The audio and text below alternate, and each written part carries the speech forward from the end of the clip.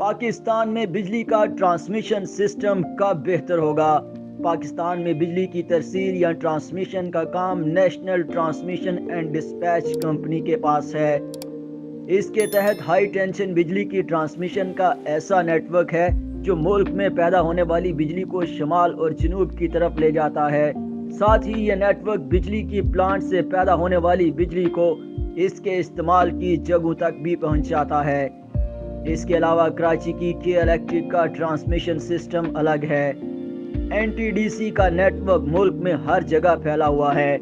N T D C 550 کے وی، 220 کے وی اور 120 کے وی کی ٹرانسمیشن لائنوں اور گرڈ اسٹیشنوں کی تعمیر اور مینٹیننس کرتی ہے۔ اس وقت این ٹی ڈی سی کے زیر انتظام 500 کے وی کے 17 گرڈ اسٹیشنز ہیں جو 500 کے وی کی ٹرانسمیشن لائنوں سے منسلک ہیں۔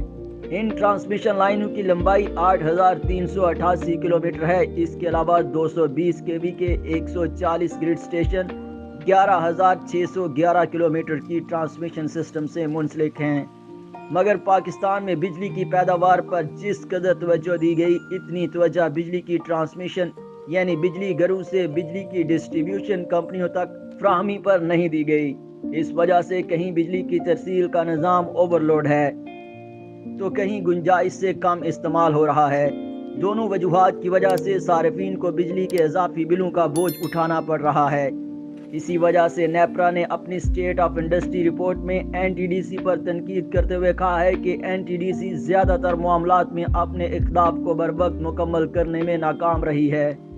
بجلی اگر ٹرانسمیشن سسٹم کی گنجائش سے کم یا زیادہ ہو تو اس سے بھی بجلی کی قیمت بڑھ سکتی ہے اور صارفین پر اس کا بوجھ پڑتا ہے۔ ٹرانسمیشن لائنوں اور ان سے منسلک ٹرانسفارمرز اگر 80% سے زائد گنجائش پر کام کریں تو انہیں اوور لوڈ، اور اگر 30% سے کم پر کام کریں تو انہیں گنجائش سے کم صلاحیت پر استعمال قرار دیا جاتا ہے، اور یہ دونوں صورتیں بجلی کی قیمت میں فرق کا باعث بنتی ہیں، جس کا حتمی نتیجہ صارفین کے لیے مہنگی بجلی کی صورت میں نکلتا ہے۔